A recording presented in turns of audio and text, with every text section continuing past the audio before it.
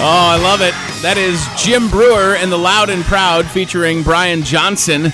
The song is Mr. Rock and Roll. And just like that on the MPW Digital TV Celebrity Hotline, ladies and gentlemen, Jim Breuer, what's up, buddy? Mr. Rock and Roll. Oh, God. Every time I hear that, I go, yeah, I forgot about that song. Oh. It was months ago, a year ago. I think I'm living the dream. This is crazy. Yeah, how did this happen? I don't know, Jim, but I tell you what, that song is great, and I'm happy to play it, even though you're a Mets fan and you beat my Cubs in the playoffs. But hey, listen. Mm-hmm. I don't see the Cubs being stopped this year. You think? I don't see the Cubs. You've got the best general manager. Mm-hmm. You've got the best manager, and now you got a team that's so well balanced. I'm telling you, Lackey and Zobrist, you're over the top, man. You're over the top. I don't want to face it because that's a hot team. If I was Chicago right now, I'd already be clear your book for October. Clear them all the way to November, and where would you do the ticket trade? Wherever they're gonna do the ticket tape, you better get a hotel room now on that strip right now. I'm not kidding. I think you're right. I think this is finally going to be the year. And growing up outside of Chicago, that's where I'm from. I've been a Cubs fan forever, and it's been rough, buddy. I mean, but this is exciting. But we got to talk about the record. So Jim Breuer and the Loud and Rowdy, the debut album is Songs from the Garage. So you do the song with Brian Johnson, and you said that. So was that recorded like a year ago then, or what, Jim? Last July, okay. We recorded. It was before, his hearing and all that. Mm-hmm. He was already kind of talking about his hearing, and he was going through some other medical stuff at the time. But he approached me, and he said, Jim, I want to do a song on your record. And he's always been a big influence. He's the one that's been telling me for years, Jim, you need to go out and make a real song, just for licks. And I said, Brian goes, no, come on, my son, you got some pipes there. And he's always been encouraging. And when I finally went for it, for him to go out of his way and to put that confidence, I am forever in debt, man. God.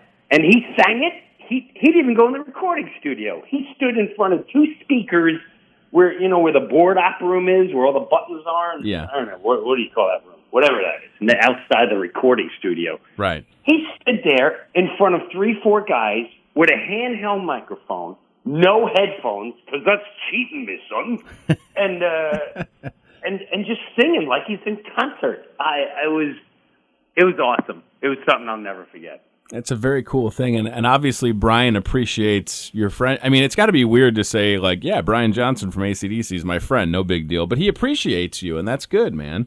I think that says a lot. You know what? He is something about Brian that a lot of people may not know. He is hands down, and you'll ask anyone, the most humble, funny, generous, giving person next to my dad. I put him up there as one of the greatest men I know, and I'm not exaggerating. He's such a great man that he makes you forget. Oh yeah, by the way, I'm one of the greatest singers ever. Yeah. So, okay, so the rest of the album, you get it together, and then it comes out, and now you're doing shows, and July 17th, you're actually going to be in Bridgeview, Illinois, at the Chicago Open Air, playing Toyota Park. So that's really cool. So was the plan all along, so what was the plan? You want to do the album, you see how it goes, put it out. Did you want to do tour, do you want to hit the road with it, or what? Oh, no. I used to tour with a band, and I would mix stand-up comedy with rock. Right. And it did very well. We would crush live. And it was whatever happened. I never recorded the album. I never recorded it live. I'm kind of, thank God, almost like it was a great college for now. Mm-hmm. My plan is this is a full-blown tour. I can't, by the way, that Chicago Open Air Festival, that's our first live event ever. Oh, my gosh. So, and I'm going to mix stand-up with the songs. Not all the songs, but there's a song like Raising Teenage Girls where that it's funny. Most people write about what they're trying to do to a 19-year-old. I'm singing about raising them. Right. So I'm going to mix stand-up where I can and interludes of stand-up and funny stories and keep that balance of the hard rock and metal and the comedy. I think it's a great idea. The third stop on the tour for Jim Breuer and the Loud and Rowdy is the Gathering of the Juggalos, by the way. So I heard about that. Yes, yeah. I heard about that. And everyone says the same thing. However, as of there may be a film project that may interrupt with that. But okay. You are literally the first person to hear that. Oh, okay. So you might be filming at that show, or you might be filming something and missed the show. No, I may be filming a movie as of yesterday that I just got an offer, and I'm like, oh no. Oh. Yes. Wait a minute, are you? One of those movies where? Yeah. Yeah. What? It's one of those movies where you can't say no. Yeah, exactly. You're not going to. Oh wow. Yeah. Who's in it? Wow. Jim Breuer is in the next Avengers movie? I knew it. Yeah, so until the paperwork's done, I can't really. Oh, I know. Not curse it, but you know. Well, if you turn up in Guardians of the Galaxy 2, I'll act surprised, okay? Sounds good. That'd be a dream. Yeah. Okay, so this tour and the record, I'm happy for you, buddy. It's going to take you through, looks like so far, September 17th. After that, I mean, obviously you have the family and you have your Mets, and I know you love spending time with the family. Are you going to stick to stand-up, or are you going to keep the band going? Well, I already have stand-up gigs booked for quite a while, but what I'm going to do is we are putting together the theatrical side of this show. Gotcha. And I'm going to try to do one-offs all the way until February when we're in Las Vegas. Mm-hmm. Those dates aren't up yet, but we're doing 3 shows in Vegas. And that is going to launch a full-blown tour next year, where we're on every festival from Rock on the Range to you name the festival, we're in it. And then we go to Europe and then do a House of Blues size rock tour around the country. And the album's doing good, and that is. I want to go out when we're ready. I want people to see the theatrical show. It is going to be awesome. I think it's great, and you're right. The album is doing good, as well it should. I mean, it's great. I listened to the whole thing, and I've obviously known that you've liked to sing, and I've heard you sing different things over the years. So I wasn't really surprised, but I think people will take away a couple of things. The production value is extremely well put together, and your vocals, buddy. I mean, wow, it's the vocals are big. I know. Thank you. Thank you. I worked hard. I'm ready to go live, and and I'm not fooling anyone. This is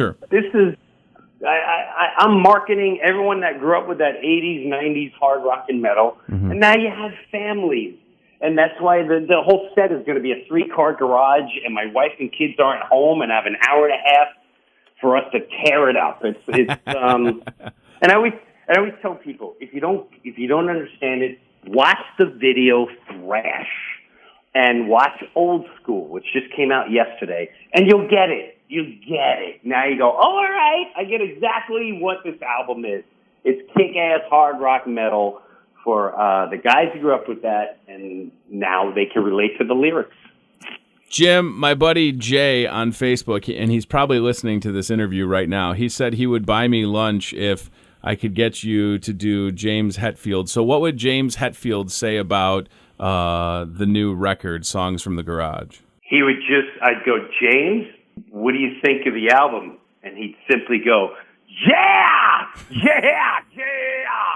ooh, yeah, Old School, yeah, you ready? Oh, I love it. Well, I guess I'll have to take you out to lunch since I just got a free one. That's fantastic. Dude, this is Lars Ulrich, and I tell you, this is very exciting. I've never heard anyone pull off talking about metal, but in a family-style way. It's kind of bizarre, but it still rocks, huh? Yeah, Oh, man. At any point, did you think about, and I know that you've met him, and obviously this is cliche, but did you think that maybe you could get Joe Pesci on the next album, like do a little track with him? I think that would be good. Hey, listen, I don't do that style of music. It's a little too much for me. I like the old style. When you're singing songs like Valari, they don't see the bat getting ready to come across your skull. This music, they see it coming. There's no warning. I like the element of surprise. Jim Breuer, I'm so happy for you, man. You came into the great state of Iowa last year. You did stand-up at Riverside Casino. We talked then, and we're talking now. Songs from the Garage, Jim Breuer, and the Loud and Rowdy playing open air in Chicago on July 17th. He's working on a movie he can't really talk about. He's the busiest guy in comedy and rock and roll, and one of the nicest guys. I appreciate your time, buddy. Absolute blast. Thank you for all the support, and let's go Cubs, man. Wow. I'd like to see them winning. I got that recorded, so I might use that against you. Just a heads up. That is fine, man. I am a Cubs fan at heart when the Mets are not doing well. Have a good one. Oh, I love it. Jim Breuer, we'll talk soon, man. Thanks for the time. I appreciate it. You got it. See you, brother. Take care.